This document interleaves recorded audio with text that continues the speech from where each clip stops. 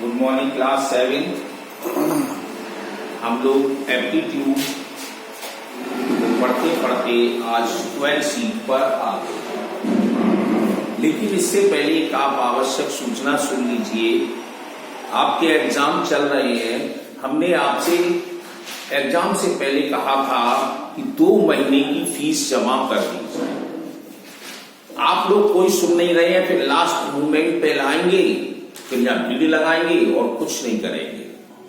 तो हम आपको फिर से कह रहे हैं, बड़े आराम से 9 बजे के बाद 12 बजे से पहले आप आके 2 महीने की फीस जमा कर दो और एडमिट कार्ड जरूर ले जाइए। एडमिट कार्ड मतलब वो स्लिप, और वो अपनी कॉपी पर टैग करके लाएंगे आप, तभी कॉपी जमा होगी, अन्यथा नहीं होगी। अगर आप धोखे धड़ेके में कर भी जाएंगे तो वो चेक नहीं होगी कॉपी।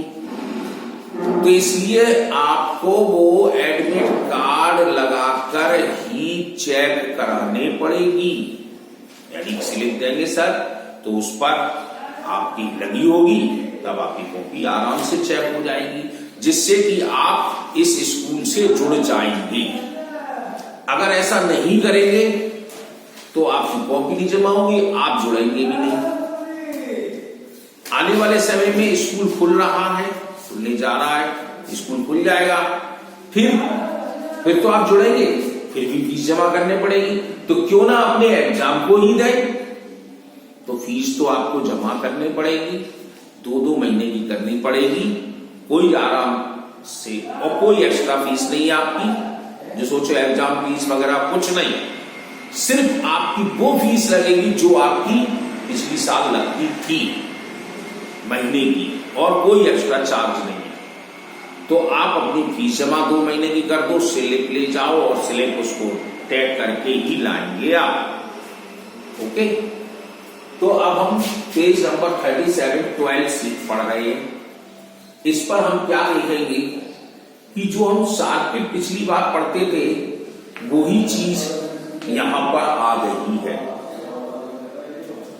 यहां पर क्लॉकवाइज एंटी क्लॉकवाइज ये देखने पड़ेंगे आपको, तब अगला चित्र देखेंगे, आंसर शीट पर टिक लगाएंगे। जैसे ये देखो, एक छोटा हैच है, एक बड़ा हैच है, अभी ऐसा है, अब ये खसक कर यहां आ गया, ये देखो एंटी क्लॉकवाइज नीचे आ रहा है, ध्यान देना है, ये आ गया, ये अपने स्थान पर है। फिर ये क्या हुआ, ट्रांसफर करके अपोजिट डायरेक्शन ट्रायंगल शेप में यहां पहुंच गया, ये इसके नीचे आ गया। अब देखते हैं इनकी दोनों के स्थान बदल गए, ये यहां आ गया, यहां आ गया। तो मीन्स हमें ये देखना है क्लॉकवाइज चला या एंटी क्लॉकवाइज, किस पोजीशन से चला। अब आप देखो, ये इस तरह से, ये इस तरह आ गया, ये इसका पेयर है, इसका पेयर होगा। तो अगला पेयर क्या है, तो अगला पेयर हमको देखना, तो हम देखते हैं ए में ऊपर, बी में नीचे, सी में क्रॉस है, डी में, अब तैयारी करा, बी और डी बिल्कुल देखो सेम है, बी और डी में कोई अंतर नहीं है। तो इसका मतलब बी और डी में से आप एक कोई सा अपना चूज कर लीजिए, क्योंकि देखो ये आपकी ऊपर टॉप पर लगा है दोनों।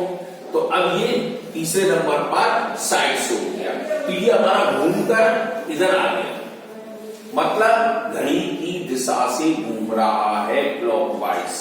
अब यहां देखो, ये बड़ा हैच छोटे हैच से आ गया, तो ये अपोजिट डायरेक्शन है, तो इसका पलट मार गया, तो छोटा ऊपर चला गया, ये भी इसी तरह से घूम रहा है क्लॉकवाइज की तरह से, मतलब दोनों क्लॉकवाइज है। तो आप अपने यहां देखेंगे कि जो आंसर शीट है, तो दोनों हैच ऊपर लगे हैं, ये तो ऐसा हो नहीं सकता, दोनों हैच नीचे लगे हैं। हाँ, ये हो सकता है क्योंकि जब ये यहां पर आएगा तो ये नीचे वाली पट्टी पे आएगा, आना इसी दोनों को है, इन दोनों को नहीं आना है, सामने आएंगे। तो इन दोनों को जब आना है तो ये पहले ये पट्टी कवर की, फिर ये की, तो अब इसको ये करना होगा, तो क्लॉकवाइज डायरेक्शन में रहना होगा। अब यहां पर 2 ऑप्शन है तुम्हारे, बी और डी, दोनों एक जैसे बने हैं, तो आप इस दोनों में से एक ऑप्शन को चुन लेंगे, चाहे बी को ले ले चाहे डी को ले ले।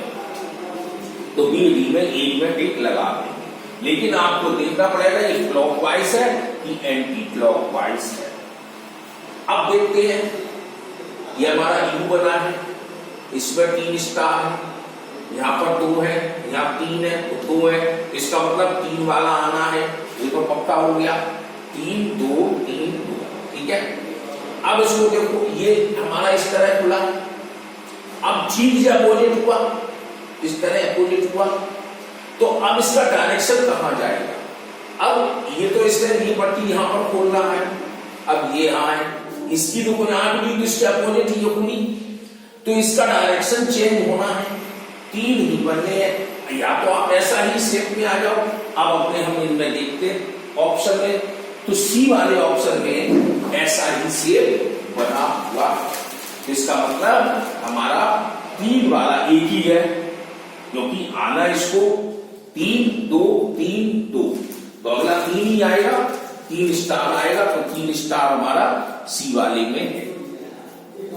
ए में ए है, बी में 2 है, डी में 2 है, तो इसका मतलब 3 आना था, तो सी रहेगा ऑप्शन सही। अब आ जाइए तीसरे क्वेश्चन पर, ये देखो एरो हेड देख लेना ध्यान से, ठीक इसके अपोजिट हुआ, ये अपोजिट हो गया, जरा ध्यान देना। और देखो ये हमारा ब्रेक बना है ब्लॉक, ये एरो ये ठीक अपोजिट हो गया, इन दोनों का रिलेशन समझ में आ गया अपोजिट। अब यहां देख लीजिए, ये एरो इसके अपोजिट है, ये इसके सापेक्ष हो गया, सापेक्ष मतलब एक ही डायरेक्शन पर। तो हमें अगला क्या कदम होना चाहिए, तो अगला मेरी समझ में, इसका देखो ये ऊपर है, तो ये कदम यहां हुआ, और ये ट्रांसफर है, तो इसका भी इस तरह का शेप बनना चाहिए, क्योंकि ये दोनों के देखो, ये देखो दोनों के सिर्फ एरो सिस्टम से हम चेक कर रहे हैं कि जो एरो जो बने हैं वो अपोजिट डायरेक्शन में बनी है। जो 0 लगी है इसकी पीछे दी है एरो की, इससे कोई मतलब नहीं, सिर्फ हम एरो से दें, तो इसका मतलब ये एरो यहाँ है, तो ये इसका ऊपर होना चाहिए, और ये जैसे ये पलट दोनों लगे तो इसको भी पलट का होना चाहिए। तो इसमें कहां पर है ये भी देख ले हम, डी वाले ऑप्शन में है, तो डी वाला ऑप्शन इसका सही रहेगा, तो इसका सी सही रहेगा, इसका डी सही रहेगा। तो ऐसे ही आप इस प्रॉब्लम को करेंगे, ये आपके सर्किट की तरह से है। केवल मैंने आपको पहले भी जब आप पढ़ते थे सर्किट, तब भी मैंने ये चीज बताई थी, इनकी डायरेक्शन को देखना होगा कि ये किस दिशा में चल रही है। कंपैरिजन करो पहले से दूसरे का, तीसरे का, चौथे से, तो फिर नेक्स्ट आ जाएगा। तो कंपैरिजन में यही होगा क्लॉकवाइज, क्लॉकवाइज मींस घड़ी की दिशा में, एंटी क्लॉकवाइज अपोजिट घड़ी के में, किस डायरेक्शन में किस एंगल से घूम रहा है कौन सा चीज, तो उसको कंपैरिजन करो तो आगे बढ़ो।